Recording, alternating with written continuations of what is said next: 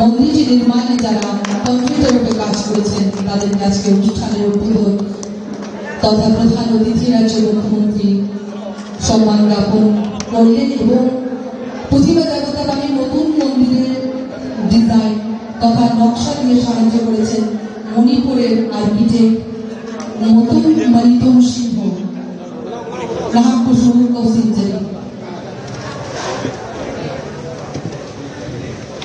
নতুন মণিতম সিংহ महापुजो उत्तरीय मुस्लिम ब्रह्मंत्र पीतुना खुदी सीएम साहबना तालाम मोचरी असंख्य धन्यवाद राज्य माननीय मुख्यमंत्री प्रोफेसर डॉक्टर मानिक साहा महोदयকে फौजी वेलकम स्पीच पीवी वेतना प्रतिभा वेलफेयर सोसाइटी सेक्रेटरी चिन्ह दीपक कुमार सिंह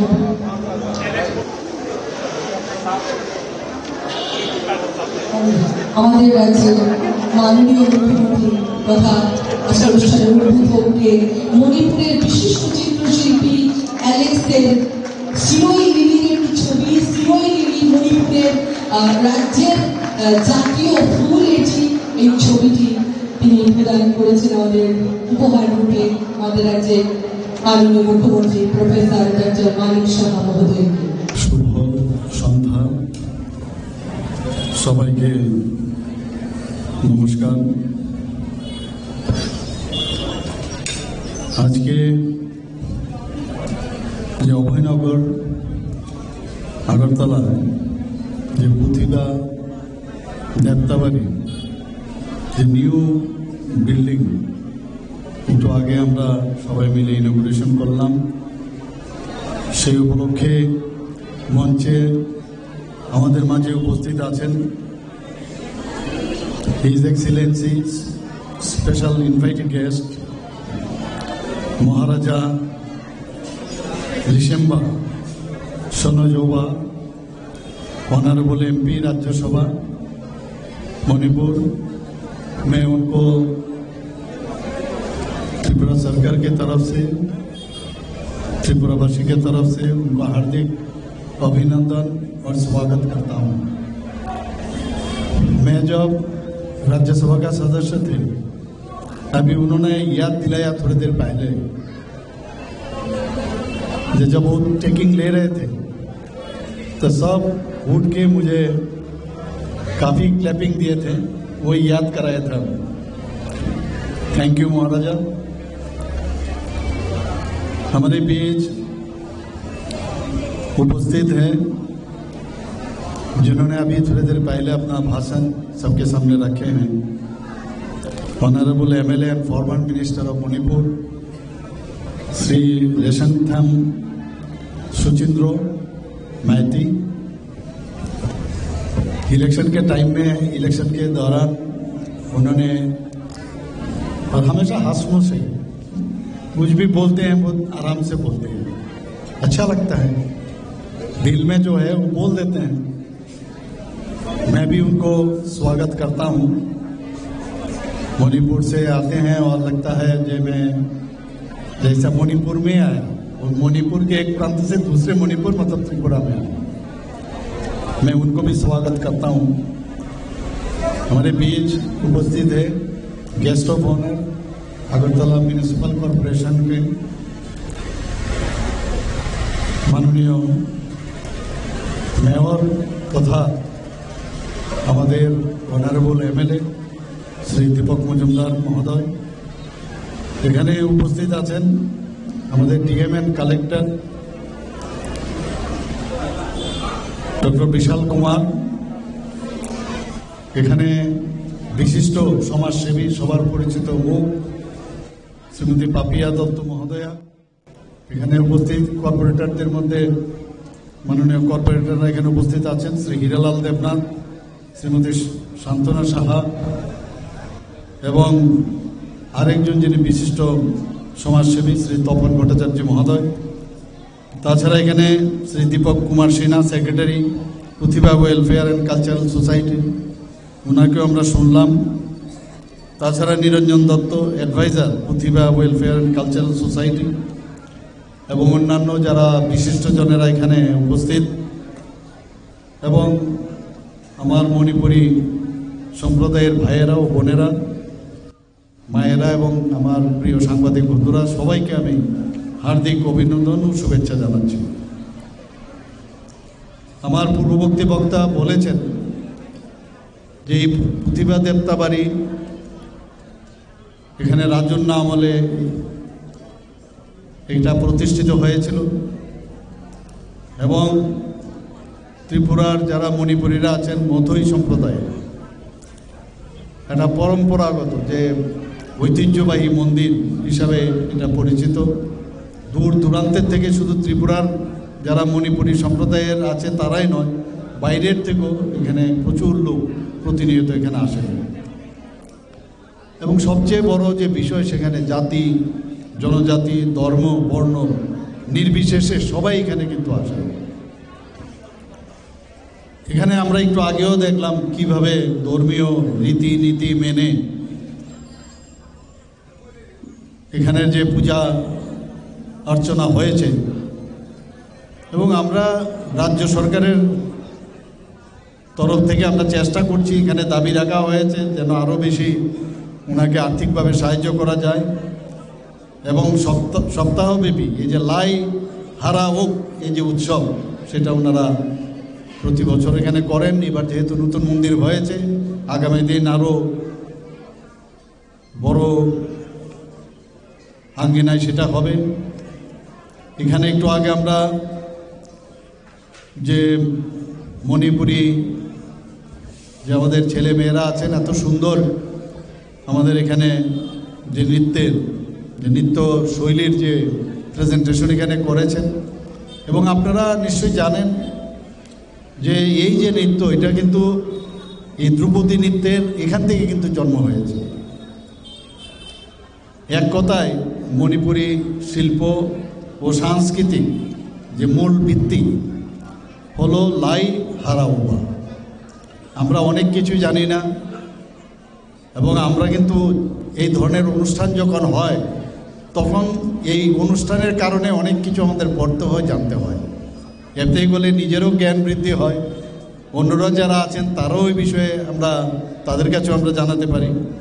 এবং যে কোনো মন্দির ত্রিপুরার, আমার মনে আছে আমি লখনৌতে যখন ওখানে আমি পোস্ট গ্রাজুয়েশন করছিলাম, তো সেখানে রামকৃষ্ণ মিশনে আমি গিয়েছিলাম। মহারাজা যিনি ছিলেন ওনাকে আমি ষষ্ঠাঙ্গ প্রণাম করছিলাম। তো উনি আমাকে বলছিলেন, আপনি কোথার থেকে এসেছেন? আমি বললাম যে ত্রিপুরার থেকে। আরে বাবা, ত্রিপুরার মানুষ তো সাংঘাতিক ধর্মপ্রাণ মানুষ। মানে আমার এখনও মনে আছে, উনি এক কথাই, কারণ উনি এখানেও ছিলেন। তো ত্রিপুরাতে আমাদের যে সনাতন ধর্ম, আমরা নর্থ ইস্টের মধ্যে কিন্তু আজকে মণিপুরি তো আমরা সবাই জানি ওখানকার রীতিনীতি, ত্রিপুরাতেও কিন্তু বহুদিনের এই রীতিনীতি আমরা এখানে বিভিন্ন যেসব উৎসব হয়ে থাকে সেইগুলো আমরা এখানে পালন করি। আমরা শুধু তাই নয়, এই যে উৎসবটা আমাদের যে সাংস্কৃতিক ক্যালেন্ডার, সেই ক্যালেন্ডারের মধ্যেও কিন্তু আমরা স্থান দিয়েছি, আপনারা সবাই জানেন। যে কোনো মন্দির, এখানে মন্দিরের যে আসল যে রুট এবং তার এই মন্দিরের উপর যে বিশ্বাস এবং আধ্যাত্মিক যে শক্তি, শুধু তাই নয়, এতে করে আমাদের ঐক্যের যে প্রতিচ্ছবি সেটা কিন্তু এখানে পরিলক্ষিত হয়।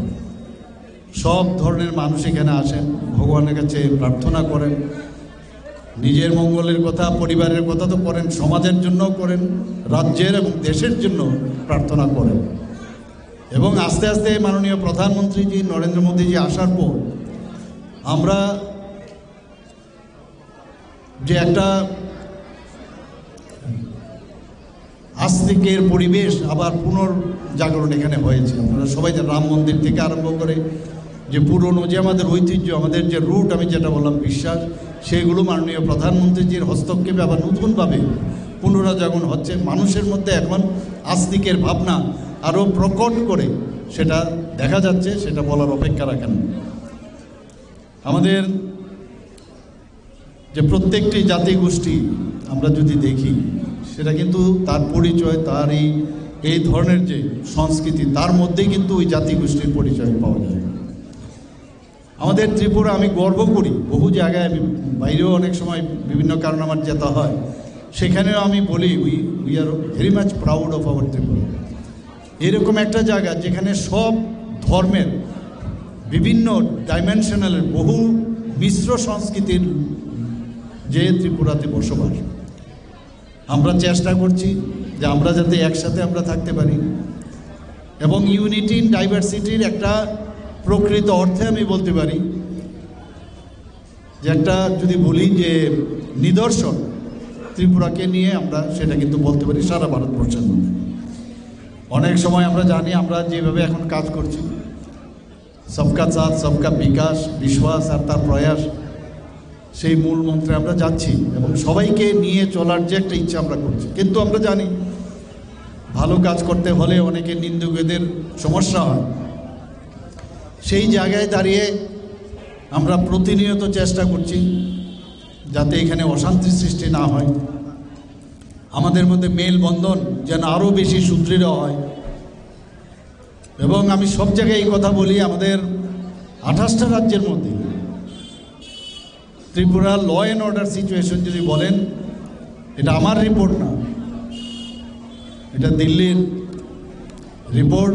সেখানে কি বলছে, ত্রিপুরা নিচের দিক থেকে 3rd পজিশন। তো আমরা চেষ্টা করছি, এবং এই ধরনের সাংস্কৃতিক যে আদান প্রদান, তাতে করে কিন্তু আমাদের এর মধ্যেই কিন্তু আমাদের ইউনিটিটা সেখানেই লুক্কায়িত। আমরা সবাই মিলে যদি একসাথে আমরা থাকি, যার যার ধর্ম, যার যার সংস্কৃতি, কিন্তু আমাদের দেশের জন্য আমাদের যে ভাবনা, মূল ভাবনা, দেশকে একসাথে রাখতে হবে, সেই ভাবনায় যদি আমরা চলি, তাহলে আজকে আমাদের রাজ্য যেভাবে এগিয়ে যাবে, আমাদের দেশও এগিয়ে যাবে। আমাদের সবাই জানেন যে 19টি জনজাতি গোষ্ঠীর এখানে বসবাস ত্রিপুরাতে। এর মধ্যে এখানে বাঙালিরাও থাকেন, আবার মণিপুরীরাও থাকেন, অন্যান্য মাইনরিটি সম্প্রদায়ের ওনারাও এখানে থাকেন। তো এখানে আমাদের যে ইচ্ছাটা হচ্ছে যে সবাইকে তার ধর্মের প্রতি আমাদের যে সম্মান, সেটা থাকতে হবে। কোনো ধর্মের বিরুদ্ধে আমরা নই, সবাই একসাথে যদি থাকি। আমরা ধর্ম একটাই হচ্ছে, আমরা ভারতীয়। সবচেয়ে বড় ধর্ম হচ্ছে আমরা সবাই ভারতীয়, এর থেকে বড় ধর্ম আর কিছু হয় না। এবং মণিপুরী সম্প্রদায়ের আমি ছোটোবেলার থেকেই, একদম যখন ছোট তখন থেকেই জাতি, জনজাতি, মণিপুরী এদের সাথে কিন্তু আমার, বিশেষ করে মণিপুরীদের সাথে আমার একটা ভালো রিলেশন ছিল। বহু বন্ধু বান্ধব ওদের সাথে আমার ভালো, মানে যারা স্টুডেন্ট ছিলেন আমাদের সাথে একসাথে পড়াশোনা, সেই সুবাদেও একটা মানে ভালো রিলেশন সবসময় বরাবর ছিল। আজকে রাজ্য সরকার চেষ্টা করছে যে এই যে এতগুলো জাতিগোষ্ঠী এখানে আছেন, তাদের যে ঐতিহ্য, তাদের যে কৃষ্টি, তাদের যে পরম্পরা এবং সামাজিক যে রীতিনীতি, সেইগুলো অক্ষুণ্ণ রাখা আমাদের সরকারে আমরা বদ্ধপরিকর। আমরা সেটা রাখতেই হবে। সম্প্রদায়ের, প্রতিটি সম্প্রদায়ের যে ভাষা, তার যে সংস্কৃতি এবং উৎসব এবং ঐতিহ্য, সেটাকে সম্মান এবং বিশেষ করে সেটাকে সংরক্ষণ রাখাও প্রয়োজন। আমি অনেক জায়গায় জনজাতি গোষ্ঠীর অনেক প্রোগ্রামে আমি যাই। আমাদের এখানে 19টি জনজাতি গোষ্ঠী আছে, তারপরেও সাবট্রাইবসও কিন্তু প্রচুর এখানে, এবং দেখা গেছে প্রায় 40+ জনজাতি সাবট্রাইবস আছে, এবং এক একজনের এরকমও আছে প্রায় 500 থেকে 1000 তাদের লোক সংখ্যা। আমি সমস্ত চিফ সেক্রেটারির মাধ্যমে ডিএম সাহেবদের আমি বলেছি যে তাদেরকে আপনারা আইডেন্টিফাই করুন এবং তাদেরকে কিভাবে সম্মান দেওয়া যায়। ওনাদের যে সমাজপতি যারা আছেন, বা সমাজপতির পরিবর্তে যদি অন্য কোনো নাম থাকে, তো সেই নামেও তাদেরকে আমরা কিভাবে সহায়তা করতে পারি। আপনারা জানেন যে 2000 টাকা করে আমরা যারা সমাজপতিরা আছেন জনজাতি গোষ্ঠীর তাদেরকে একটা আমরা সম্মাননা দিই। এইবার আমরা বাড়িয়ে সেটাকে 5000 করেছি। আমি বলেছি সবাইকে আমরা দেব, এগুলো খুঁজে বের করুন, তাতে করে উৎসাহিত করো, আর কিছু না। সমাজের জন্য যারা কাজ করবে তাদেরকে তো আমাদের সম্মান দেওয়াটা এটা আমাদের ডিউটি। এখানে মণিপুরি যে সংস্কৃতি, আমার মনে হয় এটা ভারতের একটা বৈচিত্র্যের একটা শক্তি এবং ঐতিহ্যের যে সমৃদ্ধি এবং শিল্প সাহিত্যে যদি আমরা বলি, আমাদের জন্য এটা একটা গর্বের বিষয়। তাদের যে নৃত্য, সঙ্গীত, नाट्यरूप, वस्त्र शिल्प।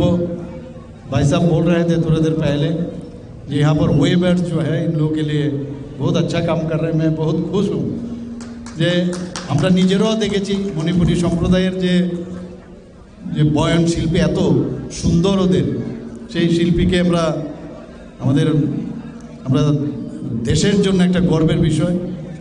তাছাড়া এখানে ধর্মীয় আচার, সামাজিক মূল্যবোধ এবং এতে করে একটা আমাদের ভারতবর্ষের মধ্যে আমরা দেখেছি যে মণিপুরীদের মধ্যে যে তাদের যে কলা, সেটাকে একটা সৌন্দর্য বলি, একটা শৃঙ্খলা এবং আধ্যাত্মিকতার একটা পরিচয় আমরা কিন্তু শুনতে পাই।